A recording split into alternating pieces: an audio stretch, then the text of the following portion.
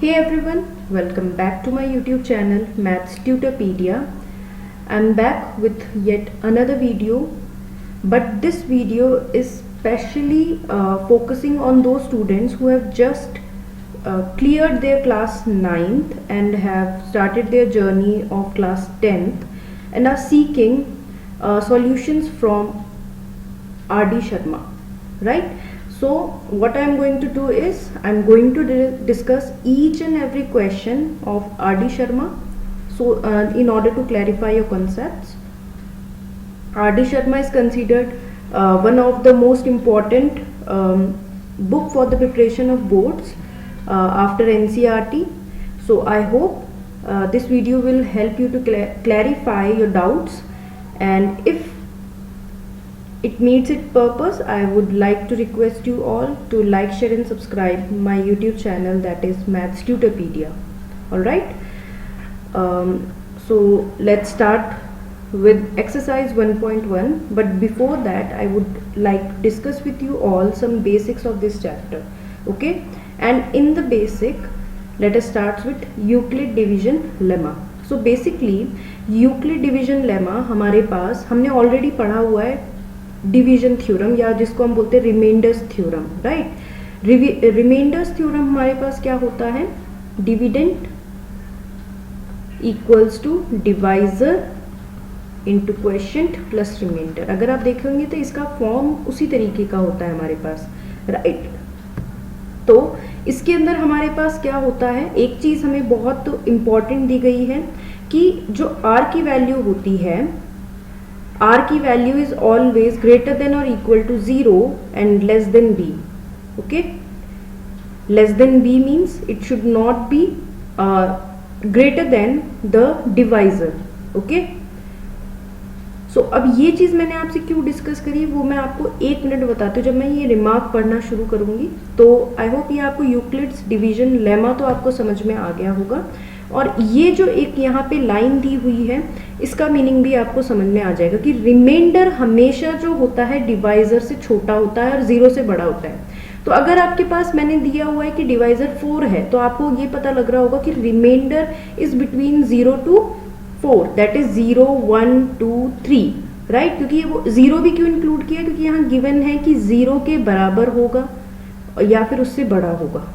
ठीक है, अब ये चीज क्लियर है हमें. अब आ जाते हैं हमारे रिमार्क्स के पोर्शन पे. देखिए, when a positive integer is divided by 2, अगर हमें गिवन है कि एक पॉजिटिव इंटीजर डिवाइड करेगा बाय 2, तो 2 क्या हो जाता है इस केस के अंदर हमारे पास, 2 will become a divisor, right. ये हमारे लिए डिवाइजर का काम करेगा. और डिवाइजर की वैल्यू, रिमाइंडर की वैल्यू डिवाइजर से कैसे लिंक्ड होती है, वो हमेशा उससे छोटी होती है और 0 के बराबर या बड़ी होती है. तो हमारे पास बेसिकली अगर आप यूक्लिड डिवीजन लेमा लगाएंगे, द रिमाइंडर इज आइदर, ये हमें पता लग ही चुका है, द रिमाइंडर इज आइदर 0 और 1. क्योंकि क्यों होगी 0 और 1 की, क्योंकि हम इसमें अगर ये वैल्यूज पुट करेंगे तो हमारे पास रिमाइंडर जो होगा विल बी बिटवीन बी की वैल्यू इज 2, तो 0 के बराबर और 2 से कम, तो एक ही बचता है 0 और 1, राइट. तो हमारे पास रिमाइंडर होगा आइदर 0 और 1. सो any positive integer is of the form 2m और 2m प्लस 1, बिकॉज अगर आप यहाँ पे 0 डालेंगे पहले वैल्यू तो ओनली हमारे पास यही बचेगा. 2q भी बोल सकते हो आप इसको, लेकिन यहाँ पे m हमें हमारी बुक में दे रखा है इसलिए मैं आपको समझाने की कोशिश कर रही हूँ. और अगर आपने 1 की वैल्यू डाली है रिमाइंडर में तो 2m प्लस 1 हो जाएगा. ठीक है, तो अगर कोई भी नंबर 2 से डिवाइड होगा तो वो आपके पास इस फॉर्म में लिखा होगा, पॉजिटिव इंटीजर. ओके, ऐसे ही अगर आपके पास गिवन है when any positive integer is divided by 3, तो ये हो गया आपका डिवाइजर इस केस में. तो आपके पास जो r की वैल्यू होगी विल बी बिटवीन 0 के बराबर या फिर 3 से कम, तो 0, 1, 2, ये आपके पास 3 रिमाइंडर हो जाते हैं हमारे पास. ठीक है, रिमाइंडर्स हो जाते हैं. So any positive integer can be written in the form 3m. 3m कैसे आया, क्योंकि आपने q की जगह m ले लिया, तो a क्या होगा हमारे पास 3, क्योंकि b की वैल्यू 3 होगी इस केस में, डिवाइजर ही होता है b हमारे पास, और q हमने क्या ले लिया, q की जगह हमने m ले लिया. अगर r 0 है तो उसकी कोई वैल्यू नहीं होगा, पहले 3m हो जाएगा, अगर 1 डालोगे प्लस 1 हो जाएगा, अगर 2 डालोगे तो प्लस 2 हो जाएगा. तो इसी तरीके से हमारे पास ये वाली वैल्यूज आती है. कई बच्चे इसमें कंफ्यूज होते हैं भाई ये कहाँ से आ गया, तो आई होप ये चीज़ थोड़ा बहुत आपको क्लियर हुआ होगा। अब आ जाते हैं आपके क्वेश्चंस के ऊपर। अगर आप देखेंगे पेज नंबर 8 के ऊपर आपके पास बेसिक क्वेश्चंस गिवन हैं। तो फर्स्ट क्वेश्चन हमारा उसमें है prove that the product of two consecutive positive integers is divisible by 2। अब ये देख लेते हैं कि क्वेश्चन कैसे करना है। सबसे पहली बात तो ये कि हम कॉन्जिक्यूटिव का मतलब क्या समझे, कॉन्जिक्यूटिव भी देख लेते हैं। प्लस हमारे पास पॉजिटिव इंटीजर्स क्या होते हैं। कॉन्जिक्यूटिव का मतलब हमारे पास होता है लगातार, है ना, और पॉजिटिव इंटीजर्स जो पॉजिटिव हैं प्लस के साइन में है, ठीक है।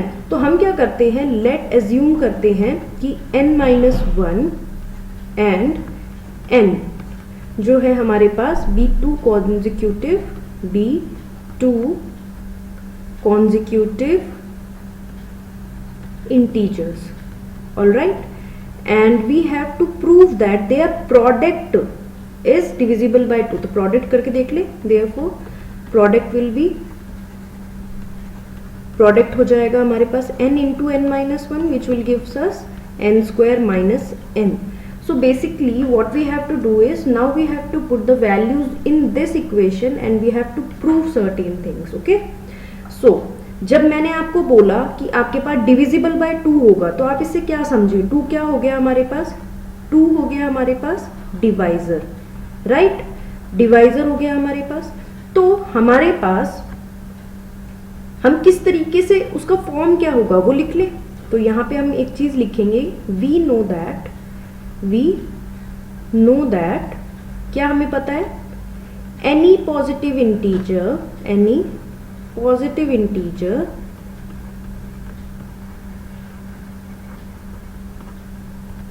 is in the form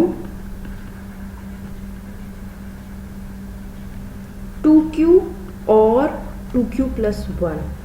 अब ये चीज क्यों आई, आई होप आपको पीछे वाली चीज से क्लियर हो गया होगा, नहीं हो तो भी मैं अभी आपको क्लियर कर देती हूँ फिर से बता के। फॉर सम इंटीजर q, अब ये चीज देख लो आप, मैं आपको अलग से कलर से बताती हूँ ये कॉन्सेप्ट कि ये चीज ऐसा क्यों आया, ये 2q कहाँ से आया, 2q plus 1 कहाँ से आया। यूक्लिड डिवीजन लेमा क्या है, a इक्वल्स टू क्या है हमारे पास, BQ प्लस R। हमारे पास डिवाइजर क्या है 2, तो पहली वैल्यू, क्योंकि रिमाइंडर हमें पता है कि अगर 2 डिवाइजर है तो रिमाइंडर हमेशा किसके बराबर होगा, 0 के बराबर और b से कम होगा। तो 0 के बराबर मतलब 0 तो होगा, b से कम मतलब 1 और होगा। तो अगर हम लोग यहाँ पे b की वैल्यू 2 डालते ही q हो जाएगा, यहाँ 0 डालते ही आपके पास वैल्यू तो 2q ही आएगी, इसलिए एक तो हो गया 2q। दूसरी वैल्यू क्या आ सकती है हमारे पास, 2q प्लस 1 आ सकती है। मेरे हिसाब से आपके दिमाग में ये चीज एंटर कर गया होगा, राइट। अब हमें ये देखना है कि product is divisible by 2।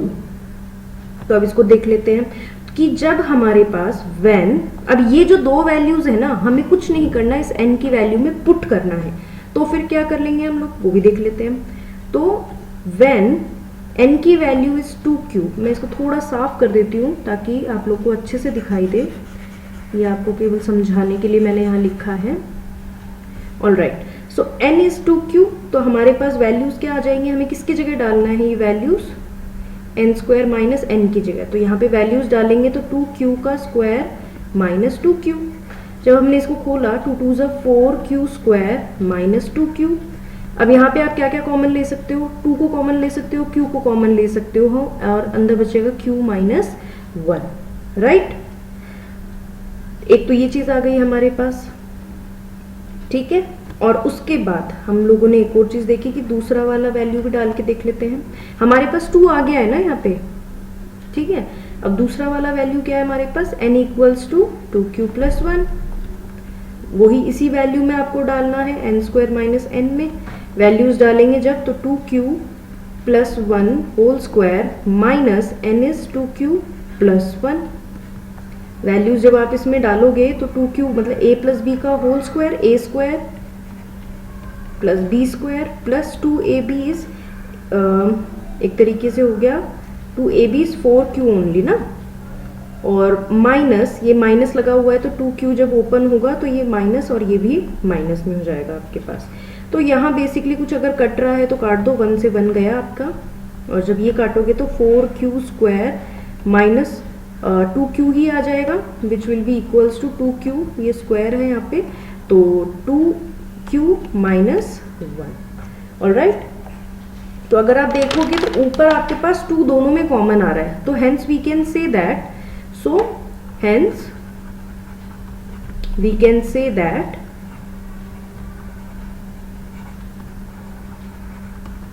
two consecutive positive integers, two consecutive positive integers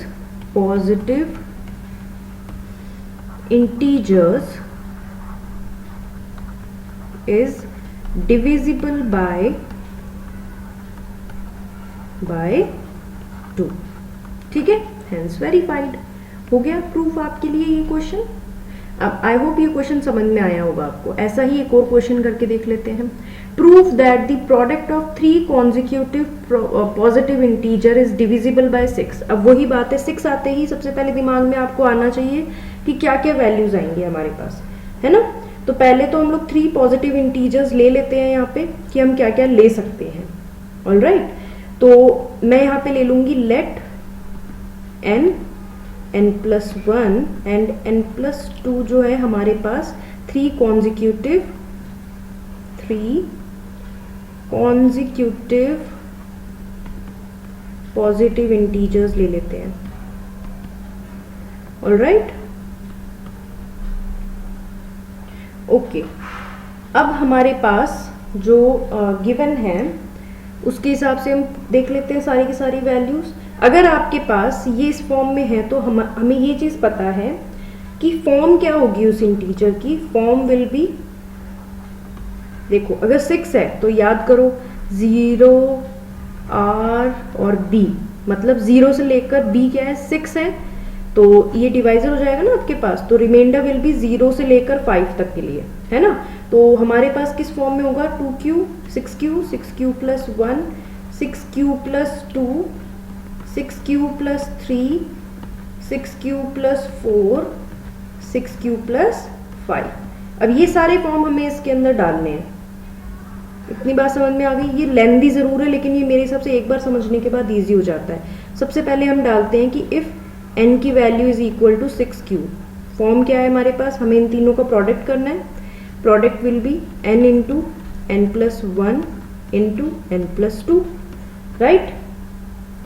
values डाल देते हैं यहाँ पे 6q × 6q + 2, अच्छा 1 ही हो जाएगा हमारे पास ये, क्योंकि 6q डाल रहे हैं ना अभी तो, और 6q + 2 हो गया आपके पास। अगर आप चाहो ये सब मल्टीप्लाई में 6 को बाहर निकाल सकते हो, अंदर क्या बचेगा q 6q + 1 और 6q + 2। तो अब देखो ये वाला, इसको आप m डाल दो तो एक तरीके से 6m हो गया, है ना। तो which is divisible by 6m जो होगा, 6 से कोई भी चीज मल्टीप्लाई होगी it will be 6m will be divisible by 6 only. तो हमने 6q को प्रूव कर दिया, will be divisible by 6, right. अब हम आ जाते हैं, इसी तरीके से आपको यहाँ वैल्यू डालनी है 6 = n = 6q + 1 डालोगे आप, वही इन्हीं के अंदर वैल्यूज डालनी है आपको। जब आपने वैल्यूज डाली तो आपको यहाँ पे क्या मिला 6q + 1। सबसे पहली बात तो ये क्या लगेगा यहाँ पे हमारे पास 6q + 1 × 6q + 1 + 1 6q + 1 + 2।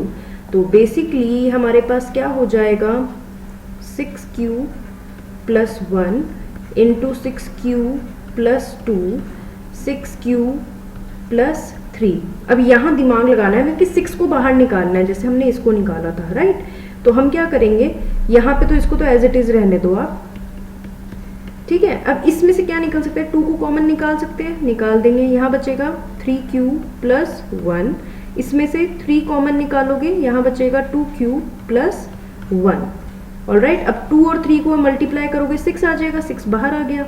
अब लिख दो यहाँ पे केवल 3q + 1 2q + 1 आ गया उसी फॉर्म में।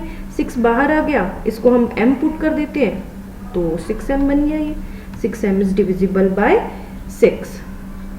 अब इसी तरीके से आपको ये 5 तक करना है और आप देखेंगे कि सारे के सारे वैल्यूज आपके पास आ जाएंगे। और लास्ट में हम लोग ये चीज लिख देंगे। अभी थोड़ा लेंदी हो जाएगा, वीडियो भी लेंदी हो जाएगा। अगर आप इसी तरीके से बस डालना है आपको, ठीक है, आप ये करके देखिएगा क्वेश्चन आगे। अगर नहीं समझ, बस इसी तरीके से वैल्यूज डालनी है आपको, जो कॉमन निकले निकाल के, और 6 को हमें अल्टीमेटली बाहर लेके आना है।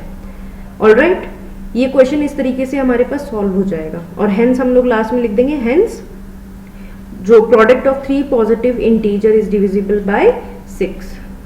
ठीक है, ये 5 तक करना है आपको। ये इतना पोर्शन फिर मैं आपको होमवर्क में दे रही हूँ। ऑलराइट, आ जाते हैं लास्ट क्वेश्चन के ऊपर, बेसिक्स के। क्वेश्चन है, show that any positive odd integer, पहली बात तो ये positive odd integer is in the form 6q + 1, 6q + 3 and 6q + 5। हमें ये प्रूव करना है, ठीक है, कि ऐसा होता है। हम क्या करेंगे, यहाँ पे कभी भी ऐसा क्वेश्चन आए उसमें हम लेट कर लेंगे। पहली बात तो ये कि ए बी एनी, क्योंकि हमें पता ही नहीं है ना ऑड इंटीजर क्या है। ए को मान लो, कोई भी वेरिएबल मान लो जो आपके दिमाग में आए, पॉजिटिव ऑड इंटीजर, ठीक है। पॉजिटिव ऑड इंटीजर बताने की जरूरत है तो वो भी बता देती हूँ आप लोग को। पॉजिटिव हो मतलब प्लस में हो, और ऑड हो, जैसे कि कौन कौन से होते हैं, 1 हो गया, 3 हो गया, 5 हो गया, 7 हो गया, इस तरीके से, और वो पॉजिटिव में हो आपके पास। और हमें यहाँ पे प्रूफ क्या करना है, we need to prove that A is in the form